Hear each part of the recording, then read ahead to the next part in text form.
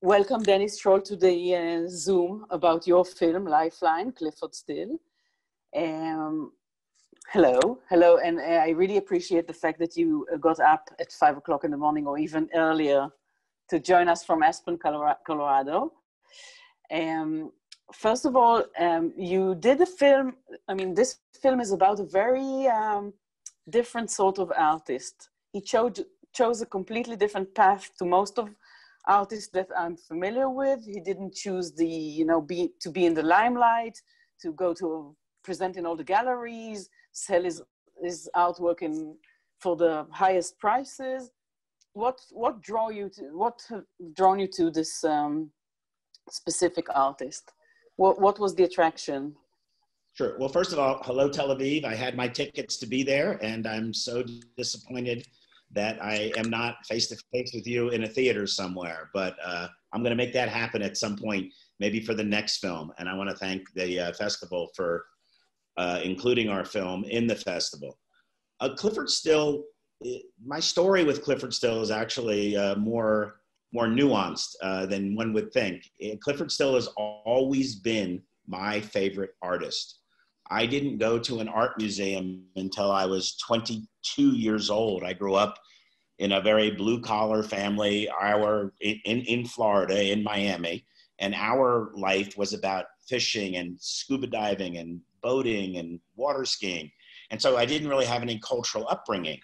But when I was 22 years old, I went to a museum for the first time. There was something about it that was really special to me. And soon thereafter, I went to the Met in New York, the Metropolitan Museum. And I walked into a room full of Clyfford Stills, and I was gobsmacked. It was like something I'd never seen before. And he became my favorite artist. And here we are rolling forward over 40 years later, and he remained my favorite artist. And I think that part of it is, of course, the work itself. But the other thing is, the more you dig in with Clyfford Still, you find out that the irascibleness, the cantankerousness really comes from a sense of integrity. It doesn't come from a sense of grumpy old man. He was an artist with a lot of integrity and was willing to do anything, including give up most of his career in order to maintain that integrity. But why was it needed? Do you think that the fact that he took, a step back and didn't join all the hubbub of the PR world and all that gave him space to create more authentically, or what was the reason behind that? I think he felt that his work needed to be seen in a certain way. And the big industrial art complex, and listen, I've been involved in the contemporary art world for over 40 years now. I'm known as an art collector, a cutting edge art collector mostly, excuse me. But he felt like when he had the opportunity to exhibit his work in a museum, he didn't want, as his daughter called it to be a beef stew, a piece of potato, a piece of carrot, a piece of beef, where there were 17 different artists in a room. He felt like his work needed to stand on its own. And in fact, he fought tooth and nail with Dorothy Miller, the chief curator at the Museum of Modern Art, to have his work have a room of its own, to have Rothko's work have a room of its own. And when we thought about this film, the working title for a long time was A Room of Its Own. So he was an artist that felt like the work needed to be seen in a certain way. It needed to be talked about in a certain way. It needed to be presented in a certain way. And he knew that in the contemporary art world of the 1950s, that curators ran the show. The curators were really the ones that were driving everything. And if they anointed you with their magic wand, then you became Jackson Pollock. Listen, I think Jackson Pollock's an extraordinary painter, but he also benefited from that machine that picked people out of the mosh pit of contemporary art making and elevated them. And I personally believe that Clyfford Still is the greatest painter of the 20th century, the greatest American painter of the 20th century. And, he refused to play that game, and he suffered for it. I mean, you can see in the film, he suffered for it mightily. Do you think that he might have thought that the audience wasn't quite ready for his art, and therefore there was not much point of, showing it wherever? I think he lived to be disappointed, unfortunately. When you think back about his relationship with Rothko, he finally felt that he had found a kindred spirit, somebody who would let the work speak for itself, somebody who would approach the work with a sense of honesty and with a sense of rigor. And that happened for quite a while. I mean, Rothko wrote the first essay for Still's, for Still's first show at Betty Parsons and at Peggy Guggenheim. But as time passed and Rothko became a symbol of a rich person to have something on their wall, which contemporary art is a lot of the time, Still found himself disappointed. And so I think he felt like the audience needed to come to the work with a very, very specific burden, to be open to it in a way that was unusual, I guess, in the art world. And the world disappointed him, frankly. So and maybe he was asking too much, but he was willing to give up everything to be able to maintain that ask. And he also had a lot of difficulties, selling or giving his work. I mean, I saw in the film that he used to make copies. He used to demand his works to be given back to him, and all sorts of. It's also very unusual. I mean, yeah. Well, when we think about Still, we think about the fact that, as his daughter Sandra says in the film, and I interviewed Sandra extensively, that Still thought of his life's work as an opera.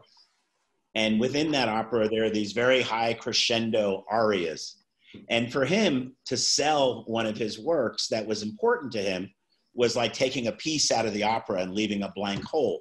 So what he began to do is he began to make what they call the replicas, but they're not exact carbon copies of the works. In fact, I was at the Clyfford Still Museum in Denver, Colorado, 3.5 weeks ago. And there was a set of the two works side by side, and they're not the same. The ideas are the same. We wouldn't give Picasso a hard time about painting a series of bulls, because he painted a lot of bulls in his work. Yeah. But for some reason, when somebody makes a variant of an abstract painting, we become like very nervous about it all of a sudden. So he felt like he needed to maintain the opera, keep all the body of work together. And of course he did. When you go to Denver, if you ever get a chance, your audience ever gets a chance to go to Denver, the Clyfford Still Museum has 94% of the work that's Still ever made. It has 2,200 drawings. It has 850 paintings. So you can get a sense of the artist's oeuvre, by looking at everything. And that's how he felt. He felt like it was something that needed to stay together. And of course, as we began the conversation, needed to be seen together. He was extremely prolific. I never imagined that these numbers, 850 paintings, oil paintings. Yes, and big ones. There are not a lot of small paintings in the collection. I've been through most of the collection. I was fortunate enough to be there when they were unwrapping rolls of paintings, 11, 12 wrapped up together at one time that hadn't been unwrapped since he wrapped them up in the 70s. So yeah, it's an amazing place. There are glass windows where you can see into the storage. And as you saw in the film, they pull the racks out and you can see different paintings, different days. They continue to change things around. So yeah, it's a really, really special place. And I'm fortunate to have been able to go there often. When I watched the film, I thought to myself that surely that is the most difficult artist that you've ever tried to make a film about. And when we chatted before, I was corrected. But still, I assume that there were a lot of difficulties, a lot of hurdles to overcome while making this film. Can you share some of them, please? Well, I think the hardest thing to make a film about is a painting, because film is by its nature noisy and motionful, and a painting just sits there and waits for you to have everything go on inside of your head. So when I began the film, I said yes, and I actually requested the opportunity to make the film from the museum before I'd thought about that. And I got very nervous after I got into the film because I didn't want to make just a talking head, you know, Still was born in 1919 and he passed in 1980, you know, that kind of film. I didn't want to make that kind of film. I wanted to make a profile of him. And Eureka, about 3 months into it, I got a phone call from the registrar at the museum. Her name is Jessie de la Cruz. And she said to me, "You're not going to believe what we found." And I said, "Oh, you know, like another image or another painting?" She goes, "No, we found 34 hours of audio tape of Still sitting on his front porch in Maryland, where he had, as you noted, retreated to. 34 hours of audio tape in which he ruminates, sometimes very bitterly and sometimes very meanly, frankly, on the contemporary art world." And she said, "We also found 28 minutes of home movies, the old movies we used to shoot, Kodak, you know, Super 8 kind of camera." And then I knew I was going to have a film. I knew it was going to be something special, because to hear, you know, the master's voice in the film, and we use it sparingly. We only probably use it 5 or 6 times, but I listened to 34 hours of audio tape over and over. I read 700 pages of transcripts, and I watched that 28 minutes of family footage. And the beauty of that is that it showed another side of film as a guy who loved his family. 34 hours of audio recordings, was it just what was found, or was he a diarist? Was he always recording? Are we looking forward to finding some other treasures, you know, of another 350 hours that when were these hours recorded? At the same time, at the same year, on the same year? Over about, I'm going to say about 4 or 5 years toward the end. They had moved to Maryland, and Still's second wife, Patricia, she was a great archivist. She was a wonderful archivist of his career. When he would sell a painting, and she was an artist herself who gave up her career to support him, but when he would sell a painting, she would make a little miniature watercolor or a colored pencil drawing of the piece. No Xerox machines then. You could take photos, but you shot a lot of black and white. And so there are these beautiful little watercolors or pencil drawings in the collection. Everything that went through that family was archived. There was nothing lost. So we just didn't know it existed until we got into the archive. And no, I don't think there's another 350 hours. But it was late in his career. He was thinking a lot about what had happened. I think there were moments where he had a crisis of confidence. I think that there were moments where he maybe thought that the world wasn't going to come to him. And in fact, in some ways it hasn't. Even though we opened the film with the showing of a still selling for $62 million, which is a good chunk of change, as we say, for an American contemporary painting. That's been few and far between, because there's only a couple hundred paintings in circulation that are out of the collection, and they don't come up very often. So I think he was worried about that, and he sat down to try to capture for posterity why he did what he did, what his thought process was, what he'd hoped would happen. But you couldn't help but see some of the bitterness creep in sometimes. But he wasn't suffering from an imposter syndrome or something like that? I don't think so, no, because he painted right to the end.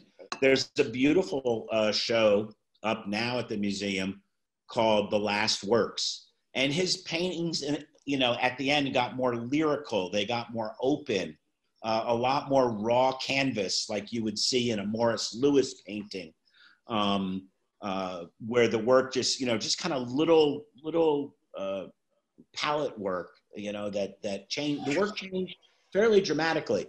I think scholars think that work's a little pretty.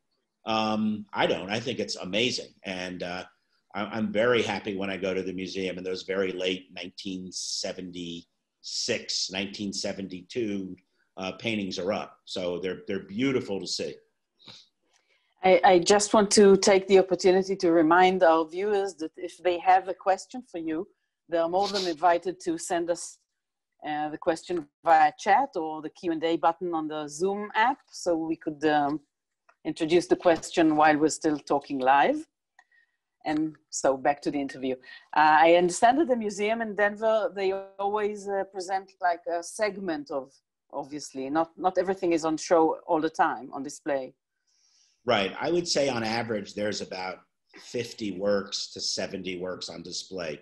You know, his early works are very interesting, and you can literally see the artist's style morph from a very realist style into this highly abstracted style. One of the most important paintings for me is Still's father used him as kind of a unpaid hired hand on the farm. They grew up on a farm both in Alberta and in North Dakota. And Still made a painting after he had escaped the farm, if you will, gone to San Francisco. And he said that there's a painting of two laborers leaning over and they're shucking wheat. And Still said that he shucked wheat until his arms bled. And there's this very, it's a realist painting, but you have to look closely. And the arms are down like this, and the blood is running down, you know, blood red running down his arms. So you could see that Still was very impacted by the time with his father. There's another apocryphal story of when his father lowered him down a well to see if they had struck water, and Still just remembers going down, down, down, down. Tied in a rope, just down to the well. Okay. I never imagined that, you know, and not knowing what he was going to find down there, and from that, allegedly, says Henry Hopkins, who was the director of the San Francisco Museum of Modern Art, allegedly came Still's signature move, if you will, as a painter. He drew this thing with the jagged lines. Yeah, called a lifeline, he called it. And it's in almost every painting. You can see it in almost every painting from the 50s to the early 70s. And, you know, every artist has kind of a signature move, if you will, and that was Still's. Yeah. You mentioned earlier that you discovered his other side as a family man, as a father. Can you tell us more about the way his family reacted when you approached them wanting to make this documentary? Or yeah, so there are two daughters.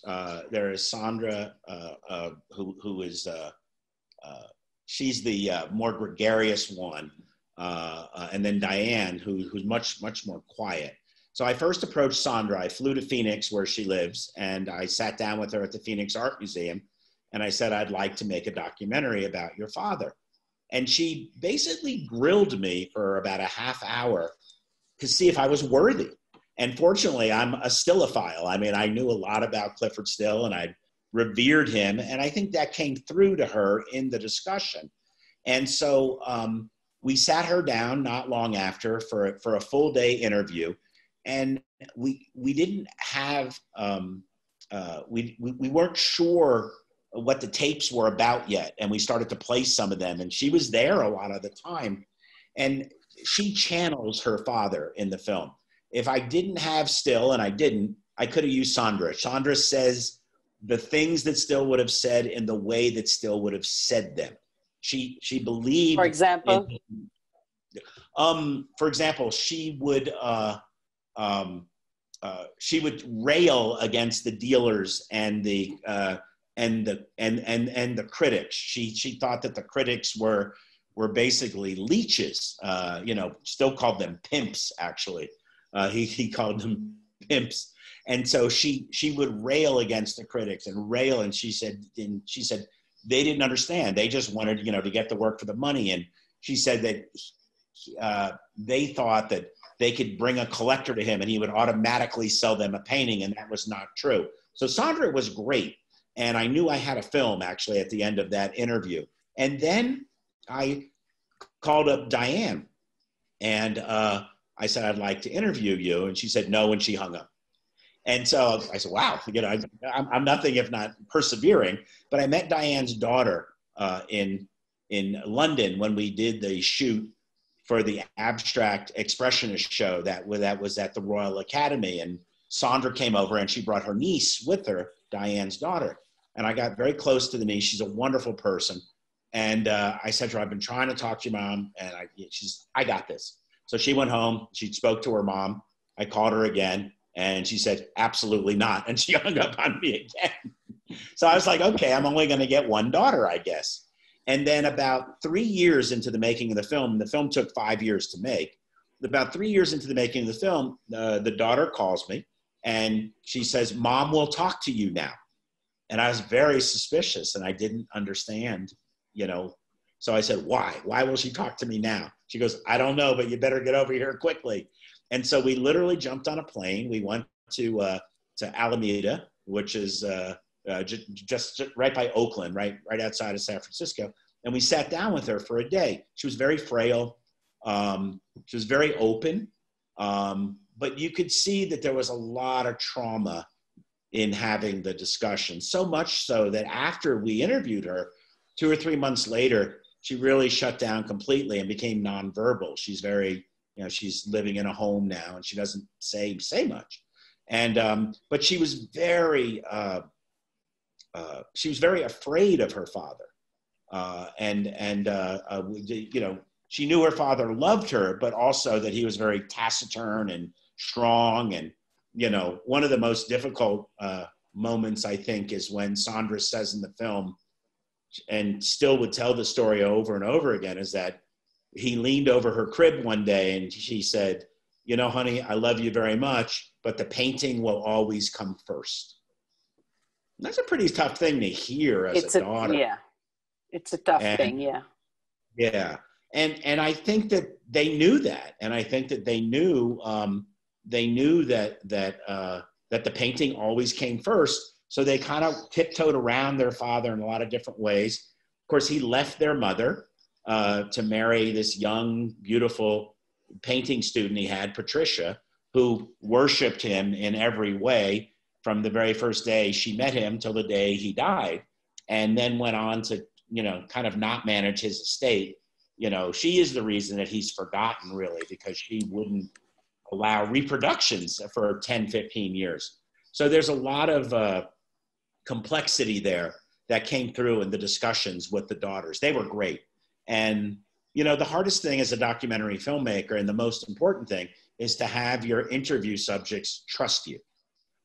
This is my 5th feature. I've made 25 shorts.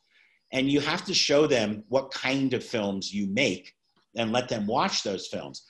I don't make gotcha films. I don't make a film that is like, surprise interviewee, I'm going to embarrass you on camera. I tell stories about people always. My entire film practice is about telling stories about cultural figures, artistic figures who had a moment and then were forgotten. And then maybe you're having a little bit of a moment again. I did that with a Cuban ballerina. I made a film in Spanish about a Cuban ballerina who was at the height of the North America Ballerina Corps, and then she was kind of forgotten. I've done it. Maybe some of the mistrust of the daughters was due to the fact that they haven't inherited their father's work. That was a little bit disappointing too. But I want to, before we run out of time, there's a question from the audience asking, what was Still's perspective? Was he, by withdrawing from the art world and all its mingling and schmoozing, was he painting just for himself? Was it something that came from within and he needed to do, or was he at all concerned with exposing his art to audiences? Right. On the contrary, still painted for the world. Still felt that he was the greatest painter of his time. However, he also felt that we weren't worthy in a way, that if we weren't willing to do the work, put the time in, understand the work, that if we were going to let the work be filtered through a museum, through a critic, through an art dealer, that wasn't how he wanted his work to be understood. The greatest thing that Dean Sobel, who is the director of the Clyfford Still Museum, says in the film is the abstract expressionists were great. They wouldn't tell us what the work meant. And then when we said something about it, they told us we were wrong. So, you know, there was no way to win, basically. And that's the way it was with him. You know, he said, well, you just don't get it, you know. But no, he wanted to be thought of. In fact, he thought of himself as the greatest painter in the world. And there was a moment there in the late 40s, early 50s, where, you know, he basically led abstract expressionism. And when he withdrew his work first from commercial sale, then he withdrew his work from being seen in museums, you know, it becomes a fait accompli. If you're not willing to be part of the world of contemporary art, then you're not going to be thought of as the greatest in contemporary art. And he made that decision because he didn't think that his work was being shown in a way that he wanted it seen, interpreted in a way that he wanted it understood. So he definitely did not paint just for himself. The other thing I want to say before we go is that... Yeah, we have 3 minutes. Yeah, it wasn't like he didn't sell any work. He sold work. I mean, he sold it when he needed money. He loved cars. So every time he needed a new car, he would sell a painting. He always had a new Jaguar. You know, he was always riding around in a beautiful car. They lived very, very modestly, but so he released his paintings reluctantly, but he did sell some work, as you can see, because it's out in the world. Yeah. In the 2.5 minutes we have left, I would like you to tell me just a little bit about your next film that you're already working on. Sure. And I hope this one will get me to Tel Aviv, but... And we hope so as well. I'm working on another artist, but in a very different genre. I'm working on a film with my friend Kareem Tabsh, who has a new film out right now called Mucho, Mucho Amor, about Walter Mercado, the famous Latin astrologer. But he and I are working on a new film about an artist named Bunny Yeager. Bunny was a pinup model, a very famous pinup model, who turned herself to the other side of the camera and became a pinup photographer. She was the first woman to shoot Playboy covers, Playboy centerfolds, things like that. This is back in the 50s. And so we're making a film about Bunny Yeager. She passed away a number of years ago at the age of 85. I knew her. It took me 3 years for her to let me make the film about her. And then she passed away before we could actually get it going in a way that we wanted to. So that'll be the next film. I think it'll be done late 2021, late next year, we're hoping. So we're very much into it right now. And again, I'm telling the story of an artist that kind of had a rise, had a fall, and now is having a little bit of a resurgence. That's my practice. We're very much looking forward to this film and to having you with us in Tel Aviv, maybe next year in the next Doc of It. I hope so, Daphna. I hope so. I hope we get to meet in person soon. Yeah, thank you very, very much for your time. Thank you, Tel Aviv. Bye-bye. We appreciate it.